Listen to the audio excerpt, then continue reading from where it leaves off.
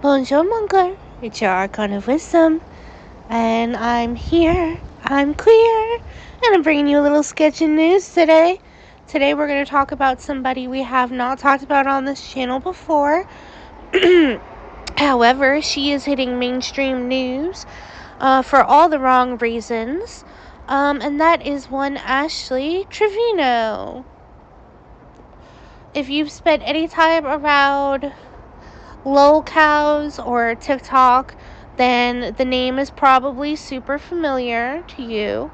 Ashley Treveno is famous for being called the quote-unquote inmate hopper because she tends to date prisoners while they were in prison and after. So she's also known for not giving her kids a bed, not buying her kids a bed. That's like one of her biggest controversies. She's always live streaming her kids. She's always like kind of exploiting her kids. But she's hitting mainstream news because she was arrested. That's right. What for, might you ask? Well, not for any of the alleged abuse. Just for fraud. For medical fraud, I believe. It's quite interesting, actually. She got bailed out, of course, but her charges are for fraud. And it's fraudulent signing of documents, which is very interesting. It's a federal crime to get people to sign documents under duress or other, false IDs. So she is going to have her hearing. She'll have her day in court, and she has hired lawyers supposedly for this because she claims she hasn't done it. There's some aspect of health fraud involved in it, so perhaps the documents were about falsifying health records in order to receive some kind of health insurance kickback or something. I'm not quite sure. I haven't looked into the case a lot, but in the state of Texas it is a federal crime because of the money. I think she was charged for it was an egregious amount of money. It was over $2,000, I believe. So definitely not a federal crime to sneeze about, definitely a serious federal crime. And like I said, she's hired legal services as well for it. So we'll see what comes of that when the trial happens, I guess. But right now, it's big news.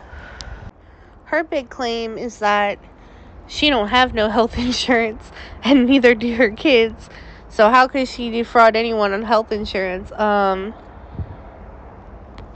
That's not exactly how that works, from my understanding of the law and what she's charged with.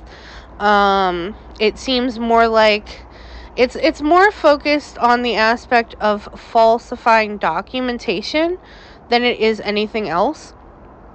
So that tells me she must have falsified some kind of medical records to get something. I mean, she is a shady person. This did happen allegedly before she had her internet fame, but I don't think that hardly matters because she's been a fairly consistent person on the internet and everything. As for the concern about her kids, because I know the wider audience is concerned about her kids, not her, but the wider audiences, her kids do stay with their grandparents. I'm not quite sure about the custody thing. She probably does have custody, but the kids do stay with their grandparents as far as I know right now, which is good. Let them have a good holiday, She said, it's so funny, ironically, because she got bailed out. She got bailed out by her parents. She supposedly has all this millions of dollars. She supposedly has this boyfriend who knows about the legal system, who's been in jail, right? She got her man, her slide, so, I I don't know why she had to have her parents come and bail her out. That just seems like, I don't know, I would be personally more afraid of my parents bailing me out than some boyfriend. I mean, maybe he wasn't trustworthy, who knows? But from what I understand, she just saw her kids, so she's been waiting to see them till she got out of jail and shit. But yeah, she's just one of those lol cows, y'all. And again, like, the big thing with her is the treatment of her kids is not great. That's very obvious, very clear. But she wasn't arrested for that. She was arrested for this supposed fraud deal in 2017 and 2019, I believe, are her charges. So I'm curious to see what will come out of them, to be honest, in the future. I'm curious to see how they are going to be prosecuted as well.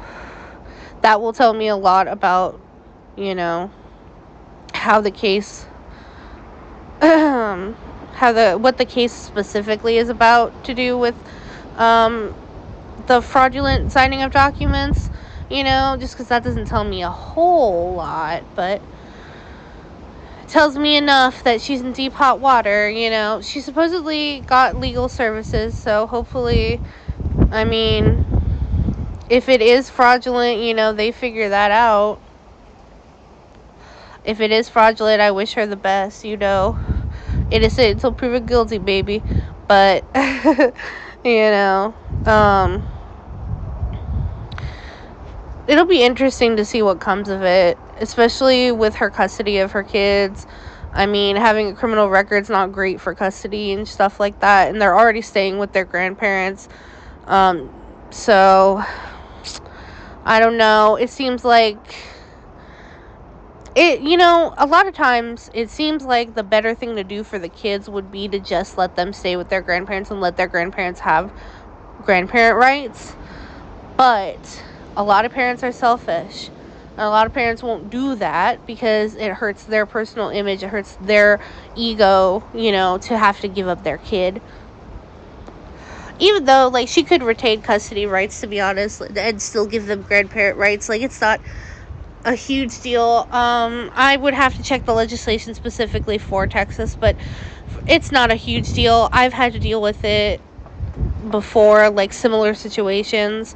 I've seen play out here in Maryland, you know, in my home state, but again, hey, Texas law is a different law, you know. But yeah, I'm just doing some shading here. That's all we're going to talk about today, guys. I'm just going to give you guys a little health update at the end here as we wrap up. So you guys know that I have MS. I have been off my medication for my MS for about a month so far. Keeping up content is a huge struggle. Just because I get like a little bit of like sundowners almost, where like towards the evening my brain kind of like starts petering out, you know. I was off my insulin for a couple days because for some reason doctors and health insurances hate to give a hoe insulin, you know, even though I needed to live. But that's okay, we're back on it now. I'm getting the whole situation with my MS meds figured out. Soon. I've got to see a new neuro doctor though. So hopefully I can get a neuro that's going to be a little bit more preventative, I guess, and more like keeping up with my symptoms. Just because I felt like my other neuro was like maintenancing me more than anything else. And that's fine for some people, but I need a little bit more than just maintenance, you know. A big part of the problem can be like it can be really hard to find specialists that take, you know, normie insurance. And it can also be really difficult just finding the specific help you need in your area. Like, for example, endocrinologists, because I'm diabetic, there's not a lot of them.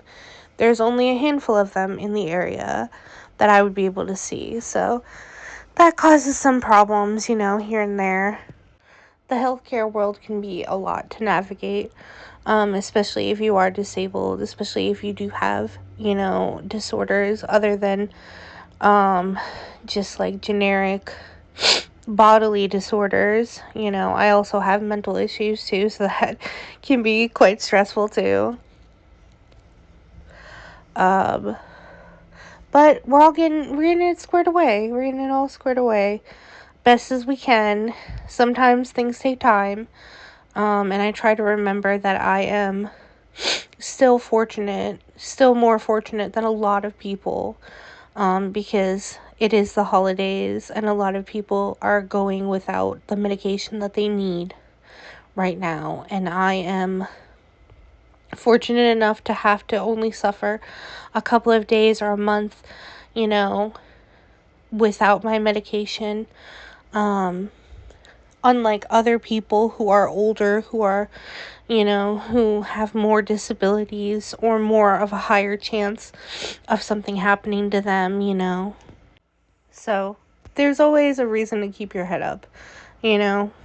But yeah, that is what we're going to talk about today. And I hope that you guys have a wonderful holiday.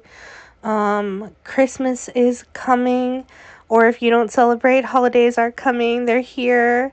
I love you all. Be kind to animals. Love your family. Drink your water. Have a great one. Bye.